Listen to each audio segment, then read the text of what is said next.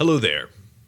I want to open up a conversation today about how do we become more sovereign? And I'm going to do that through the vehicle of the subject of education.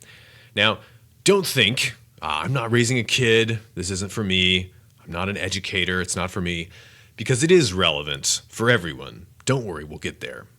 And there is a Plutarch angle that we'll also get to in a sec. Because, of course, this is the cost of glory, where it is our mission to retell the lives of the great Greek and Roman leaders so that we can live better lives.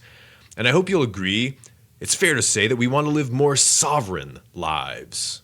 And we use Plutarch's writings, his biographies especially, as our guide, but also other ones. Now, to frame this sovereignty question, I want to start with a different one from the education world. Let me ask you something. What's so good about the liberal arts? And maybe we can refine it. If you're like me, you've read dozens of articles on this subject, or maybe you've just seen the titles. There are plenty of books, too, that propose answers to the question, specifically, why should we study the liberal arts?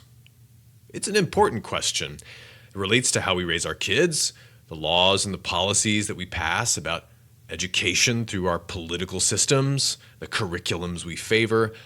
And it's not just that, but it relates to how we raise ourselves, what kind of things we devote our self-cultivation energy towards. So, why? Why study the liberal arts? If you are in favor, would you say it's because they make us sensitive to the perspectives of others? They teach us how to think critically. They show us how to admire the good and the beautiful.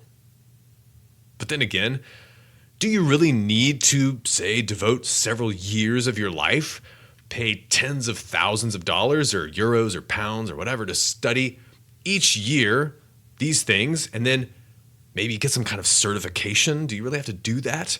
Or is it really necessary that we as a society even make sure that all students have, quote, access to them when they are children, the liberal arts, even at the expense of practical disciplines like PE, physical education, and math, and personal finance, whatever the case may be?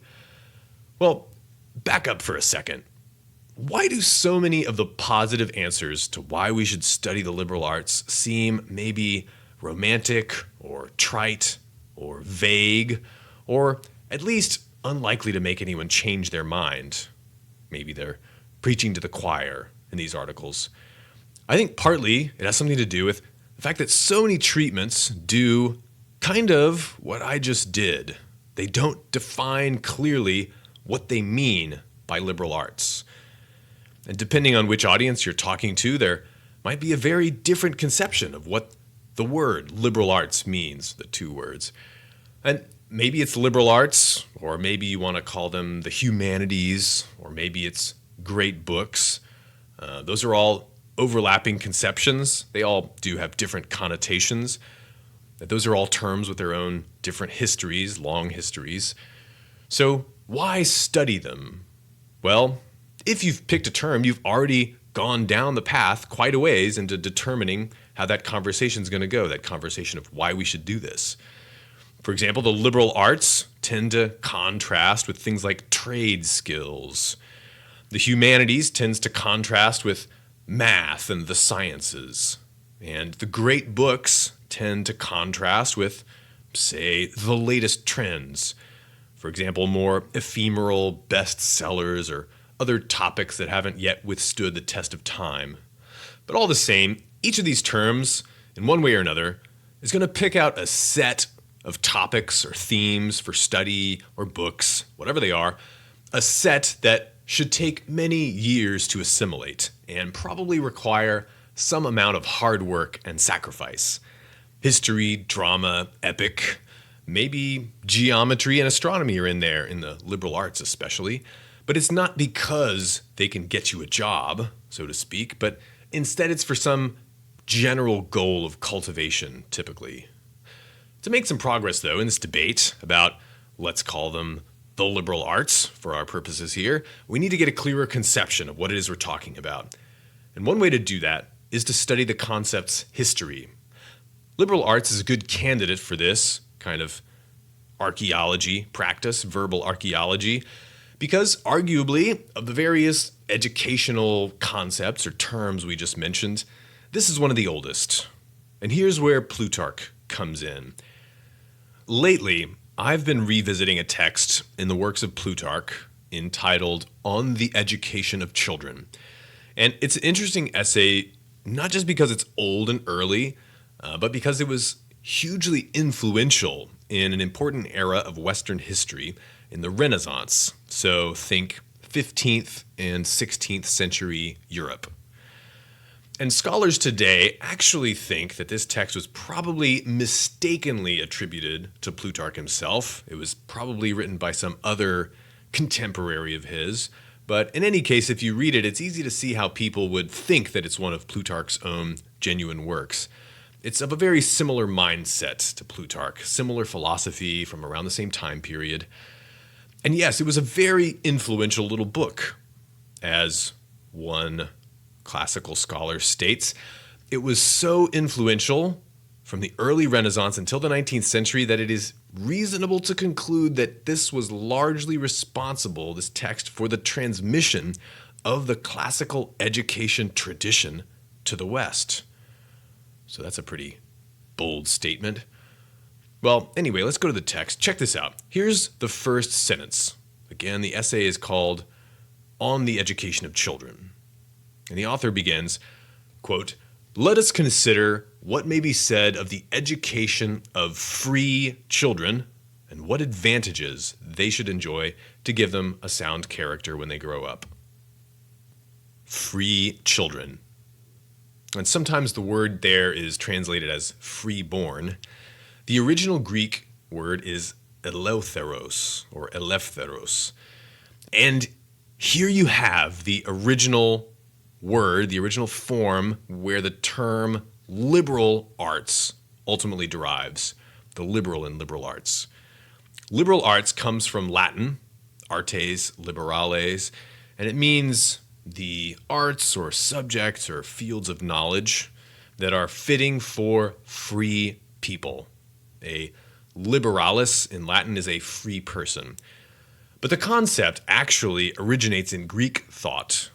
Remember, the Greeks were writing and teaching and philosophizing centuries before those Latin-speaking Romans.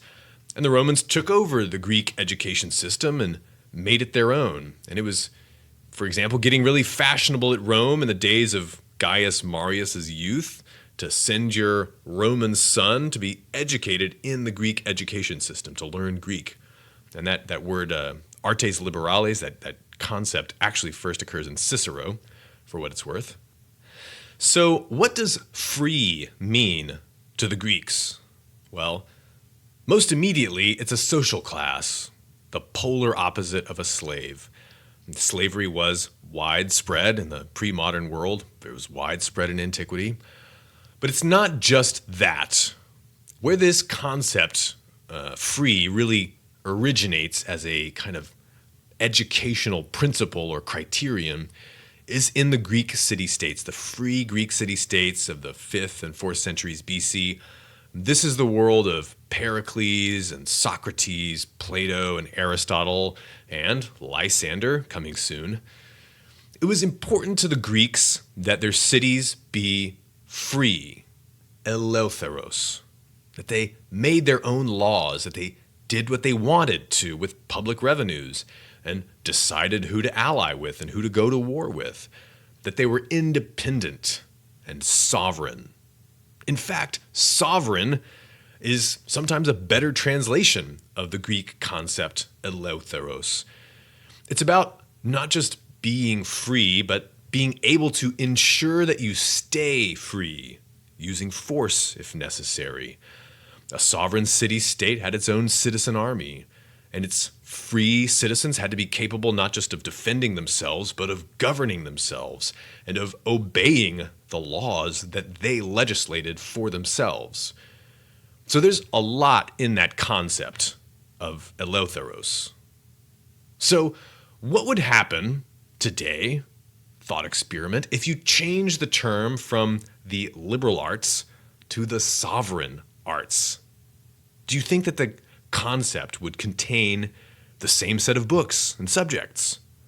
What if sovereign arts was what we were trying to get reintroduced to public school curriculums or funded better by our various foundations?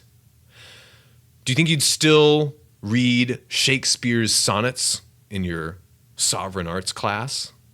Or would you still make those kids learn to play an instrument, study astronomy? We'll dive deeper into this remarkable little text, this little essay, next week. But I want to give you one takeaway that I think you can use on a kid or on yourself.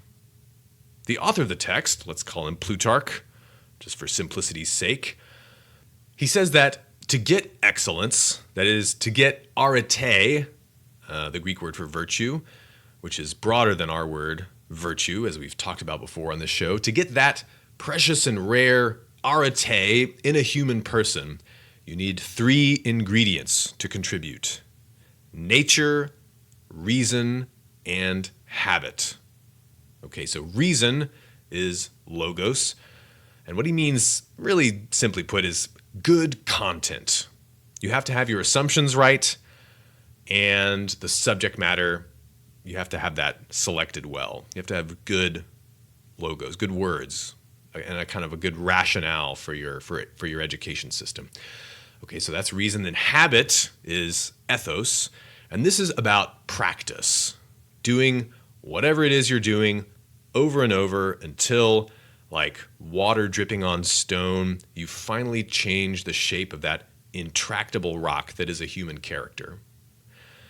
And the third is nature, and that's phusis in Greek, and that's your natural talents, but also your natural inclinations. And wise trainers have always known that you have to take account of the natural gifts or tendencies of your trainee. As an example of taking nature into account, Plutarch points out that if you have a really naturally fertile plot of land, the sort of land that could produce amazing crops, then if you neglect that plot, it is going to get much wilder and harder to tame quicker than a mediocre piece of land. Because it's so fertile, it gets out of control more easily. That's interesting, right? And here's a principle that we can use. He says, quote, and he's listing a number of examples here, "Why wonder at other instances, seeing as we do that many of the wildest animals become tame by being subjected to struggle." And he's talking about horses and dogs here, yes, but also people. And the principle here is the more forceful the nature of the subject that you are training, that is the thing being trained or the person being trained, the better it will respond to hard effort. The more forceful the nature of, let's call it the trainee, the better it will respond to hard effort. And he continues with an example about Thessalians, who are peoples from a large area of Greece that's sort of a little less civilized than, say, Athens or Sparta. He says, quote, "When someone asked a Thessalian, 'Who are the most mild-mannered and peaceful of the Thessalians?' the man responded, 'Whichever ones happen to just be returning from war.'" End quote. So, challenges can turn the wild mild. Temporarily, at least. Wild children are easy to spot, right?